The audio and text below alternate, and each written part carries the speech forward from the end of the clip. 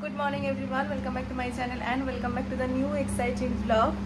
আজকে মঙ্গলবার আর আমি এখন যাব কাজে নোভোটেলে। সকাল থেকে একদমই ব্লগ করার টাইম পাইনি। এখন খেয়ে দিয়ে লাঞ্চ করে রেডি হয়েছি। রান্না বান্না অ্যাজ কিছু সেরকম করিনি, বিকজ কালকে পিসি ভোরে খাবার দিয়ে দিয়েছিল, তো ওগুলো দিয়ে হয়ে গেছে। রুটি আর একটু লোটে মাছ ছিল, ওটা বানিয়েছি। তো যাই হোক, এখন রেডি হয়ে গেছি, মেকআপের ব্যাগ গোছানো কমপ্লিট, ক্যাব বুক করে দিয়েছি। তো বেরোবো। হোপফুলি আজকের ব্লগটা তোমাদের দেখতে ভালো লাগবে। তো চলো দেরি না করে ব্লগটা স্টার্ট করি, তোমরা দেখতে থাকো। টাটা মাম্মা, টাটা। হ্যাঁ, পটি করতে যাবে এখন। টাটা টাটা শোনা মা। হ্যাঁ, ক্যাব এসে গেছে আর আমিও বেরিয়ে গেছি। বাইরে যা গরম, তারপর তো আমি ব্ল্যাক পরেছি। ওখানে তো এসিতেই অসুবিধা হবে না, গাড়ি তো এসিতেই যাবো। তো ভাবলাম এই টপটাই পরি, অনেকদিন পরি না, অনেকদিন পর পরলাম এই আউটফিটটা। তো চলো যাওয়া যাক। আজকে আমি শেয়ার করব আমার একদম প্রফেশনের শুরুর একটা ঘটনা। তো আজকে আমার নোভোটেলে কাজ আছে। আমার যখনই কোনো ভালো জায়গায় কাজ থাকে, এরকম জায়গায় কাজ থাকে, তো তখন আমার পুরোনো দিনের কথাগুলো খুব বেশি করে মনে পড়ে। তো আজকে ভাবলাম যে যেতে যেতে সেই কথাগুলো ভাবছিলাম আর সেই কথাগুলো তোমাদের সাথে ভয়েস ওভারে শেয়ার করি। আমি যখন 2019-এর একদম শুরুর দিকে সবে কাজ শুরু করছি এবং লোকজন ভরসা করে আমাকে বুক করছে, তখনও আমি রিয়েল ক্লায়েন্ট বা রিয়েল ব্রাইড সাজানো শুরু করিনি। কিন্তু তাও কিছু মানুষ ছিল যারা আমাকে ভরসা করেছিল, আমাকে বুক করেছিল, তাদের সাথে আমার আজও যোগাযোগ আছে। আজও আমার স্পেশাল দিনগুলোতে তাদের ইনভিটেশন থাকে। তো প্রথম দিকে আমি যখন একদম শুরু করি, আমি অ্যাসিস্ট করতাম বলতে আমি হেয়ার স্টাইলিস্ট হয়ে শুধু হেয়ার করতে যেতাম অন্য কোনো মেকআপ আর্টিস্টের সাথে। শুধু হেয়ারের জন্য আমাকে তারা বুক করতো বা বলতো বা ডাকতো।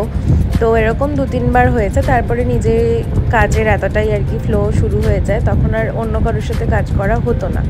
তো প্রথম দিকে আমার নোভোটেলে আমারই এক অনলাইনে ফেসবুকের থ্রুতে এক দিদির সাথে পরিচয় হয় এবং সে আমাকে, তার নোভোটেলে সেদিন কাজ ছিল এবং সে আমাকে শুধুমাত্র হেয়ার স্টাইলিংয়ের জন্য বুক করে। তো আমি ফার্স্ট নোভোটেলে যাওয়া তার সাথে, এবং তার সাথে আমি কাজও করি খুব ভালো। তার সাথে আমার এখন রিলেশনও আছে। কিন্তু তারপরে আমার বিগত এই এতগুলো বছর যে কেটেছে, আমার নিজেরও কাজ আমি বহুবার গেছি, আইটিসি গেছি, নোভোটেলে গেছি, জেডাব্লিউ ম্যারিয়েটে গেছি। তো তখন আমার কাজ এরকম থাকলে আমি যেতাম। কিন্তু এখন আমাকে ভরসা করে মানুষ এবং তার স্পেশাল দিনে আমাকে বুক করে, এবং আমার এটা একটা খুব ভালো লাগার জায়গা যে মানুষ বিশ্বাস করে তার স্পেশাল দিনটাতে আমার হাতে সে সাজতে চায়। তো এই বলতে বলতে চলে এসেছি। আর নিউ টাউনের দিকে আসলে রাস্তাঘাট এতটাই সুন্দর, আর ওয়েদার সেদিনকে এতটাই ভালো ছিল যে কলকাতাটা, মানে আমাদের কলকাতা কোনো দিক থেকে বিদেশের থেকে কম লাগছিল না দেখতে। ওভারঅল মানে এতটাই সুন্দর লাগছিল, এতটাই ব্রাইট লাগছিল। তো আমি গিয়ে বেশ কিছুক্ষণ অপেক্ষা করছিলাম ব্রাইডের জন্য, কারণ ব্রাইড তখন এসে পৌঁছোয়নি, এবং আমি ওই লাউঞ্জে গিয়ে একটু ওয়েট করছিলাম। তারপর ব্রাইড আসলে পরে আমরা তারপর কাজ শুরু করে দিয়েছিলাম।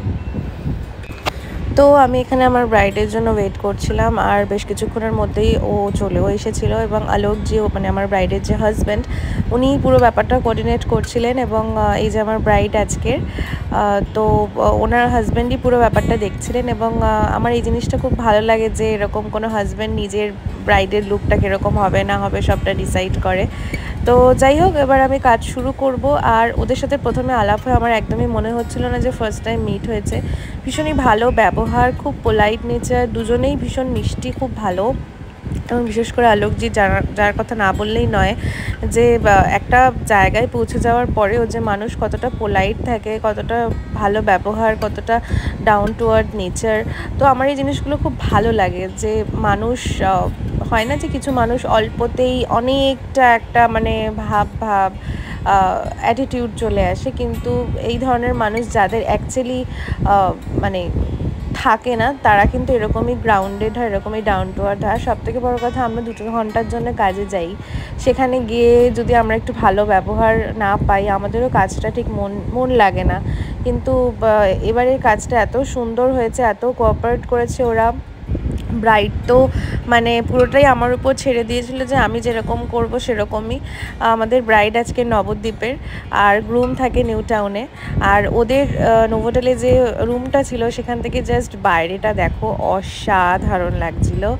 আর এই যে এখানে ব্রাইড অলরেডি রেডি, ওকে আমি জিজ্ঞেস করছিলাম কীরকম লাগছে আজকে লুকটা, বলছে খুব ভালো লাগছে। ওর জুয়েলারি থেকে, শাড়ি থেকে সবটাই ওর হাজব্যান্ড সিলেক্ট করেছে, এবং ভীষণ সুন্দর শাড়ির কালারটা দেখতেই পাচ্ছ তোমরা।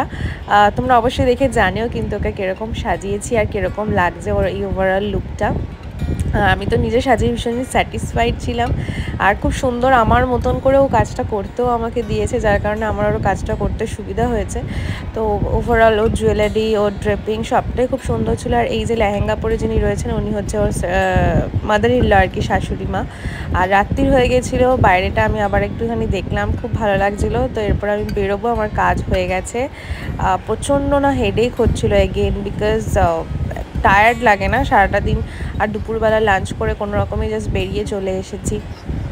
তো এরপরে যাব, বাড়ি ফিরবো। ক্যাব অলরেডি বুক করে ফেলেছি, তো ক্যাব অলরেডি নিচে এসে গেছে, আমাকে ফোন করছে বারবার করে ক্যাব। তো লিফটে ঢুকলাম, এবার বাড়ির দিকে রওনা দেবো, আর বাড়িতে গিয়ে তারপর ব্লগ কন্টিনিউ করছি। কাজ থেকে ফেরার পথে দেখলাম বাইরে এক পশলা বৃষ্টি হচ্ছে। কয়েকদিন ধরেই এটা হচ্ছে যে কখনো বৃষ্টি হচ্ছে, কখনো আবার রোদ উঠছে।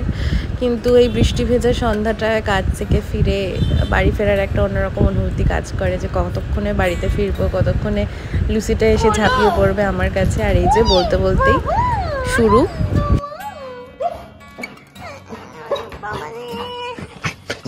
বাবা বলে নিচ্ছি, দাঁড়াও দাঁড়াও দাঁড়াও দাঁড়াও। হ্যাঁ,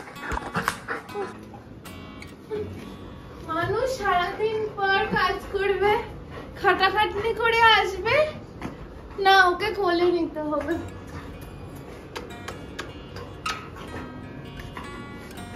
কোথায় উঠবি, আমি তো মানুষটাই টুকু।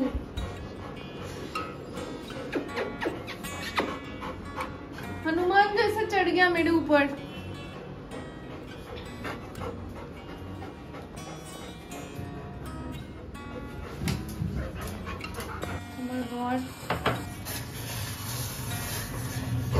एक चम्मच चा पाता দিয়ে দিয়েছো?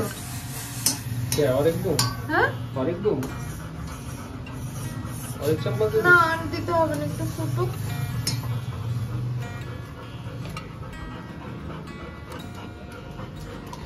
ঢাকাহারা কাছ থেকে এসেছে, আর আমার বর পিৎজা অর্ডার করেছে আমার জন্য। थैंक यू बेबीटा। अभी मत खोलो, मैं चाय पी लूं फिर।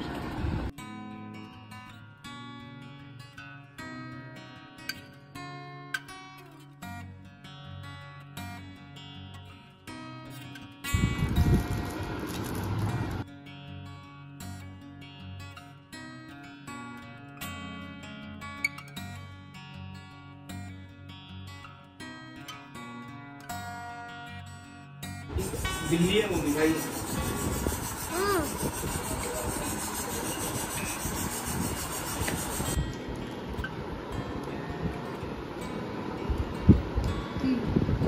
দই এনেছিস? হ্যাঁ, মিষ্টি দই কতটা? 200 গ্রাম? 200 ছিল না, 250 গ্রাম। কত নিল? 55। বাবা, এই রাত্রে এটাই ডিনার? খিদে পেলে খাবো আবার পরে, আপাতত এটাই। মাইক্রোওয়েভ করে কি পাখার তলায় আনে? পাপড় হয়ে গেছে। কোন এখানে এনেছে মিষ্টি দই, যেটা খাবো, এবং এই দইটা খেতে ভীষণই টেস্টি। তো খেয়ে দেখবো। পড়ে যাবে কি সাথী? খুব ভালো খেতে রে বোন দইটা।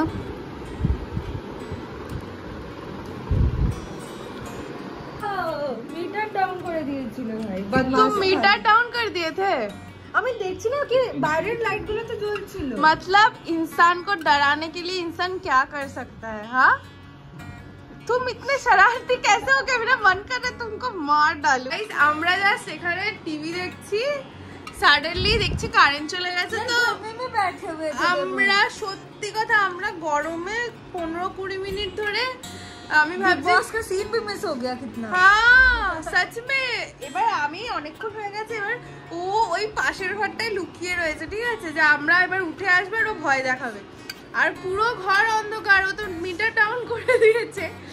এবার এবার আমরা বেরিয়েছি, ও পুরো ওরকম মানে ভয় দেখায় না যেরকম অন্ধকার ঘরের মধ্যে, আমার লিটারালি হার্ট অ্যাটাক হয়ে যাওয়ার মতন অবস্থা। এখন দাঁত বের করে হাসছে, কিরকম মাথা গরম হয়, পুরো ঘেমে নিয়ে স্নান করে গেছি। এতক্ষণ ধরে ভাবছি কারেন্ট নেই, হয়তো কারেন্ট নেই, আমি আর বোন শুয়ে আছি, রিলস দেখছি, এমনি গল্প করছি, কি করে বুঝবো যে ওখান থেকে মিটার ডাউন করে দিচ্ছে? আমি জানি অনেকক্ষণ হয়ে গেছে ও ঘুমিয়ে পড়েছে।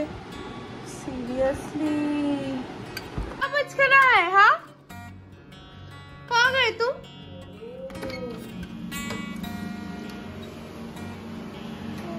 क्या ऐसा? हाँ बताओ बताओ तुम क्यों किए? मजा आया ऐसे, इतना देर से हम लोग गर्मी में बैठे थे। हाँ क्यों किया? हाँ क्यों किया? हाँ क्यों किया? डरा के मजा आया मेरे को। तुम इतना उम्र में ऐसे शरारती चीजें करोगे तब तो हो गया। तुम सबको डराते हो, तो तुम फिर डरते क्यों? कोई भी आता है घर पे सबको डराते हो तुम ऐसे। वो कहना चाह रही है कि आप 60-70 साल के बूढ़े हो चुके हो, आपने मजाक शोभा नहीं। 60-70 साल अगर मेरा हो गया तब तो तुम भी आधे बुढ़ी हो गए। हाँ मैं भी हो जाऊंगी। वो ऐसे बोल रही है कि तुम में मजाक शोभा नहीं देते, तुम क्यों कर रहे हो? तुम नहीं करते बोले तुम बूढ़ी हो गई हो, तुम मजाक नहीं करते हो। ये अभी इतना बड़ा हो के ये जवान है अभी भी, हैं मजाक करते रहते हैं। तुम बूढ़ी हो गई हो, बूढ़ी अम्मा जैसी बैठी रहती हो। Get lost. Good night. আমি আজকে সেরকম কিছু ব্লগ করতে পারিনি, যেহেতু কাজ ছিল, সারাটা দিনই খুবই ব্যস্ততার মধ্যেই কেটেছে। তো যেটুকু পারলাম তোমাদের সাথে শেয়ার করলাম। যদি ভালো লেগে থাকে অবশ্যই আমাকে জানিও, কমেন্ট করো। তোমাদের প্রত্যেকটা কমেন্ট, একটা কমেন্ট আমার কাছে অনেকটা মোটিভেশনের জায়গা। তো আমাকে সাপোর্ট করো ভালোবেসে এইভাবেই। আজকের মতন ব্লগটা এখানেই শেষ করছি। যদি ভালো লেগে থাকে do like, comment, share and subscribe to my channel. দেখা হচ্ছে পরের ব্লগে। Till then bye, take care. সবাই খুব ভালো থেকো, সুস্থ থেকো, আর সাবধানে থেকো। আর দেখা হচ্ছে পরের ব্লগে। টাটা।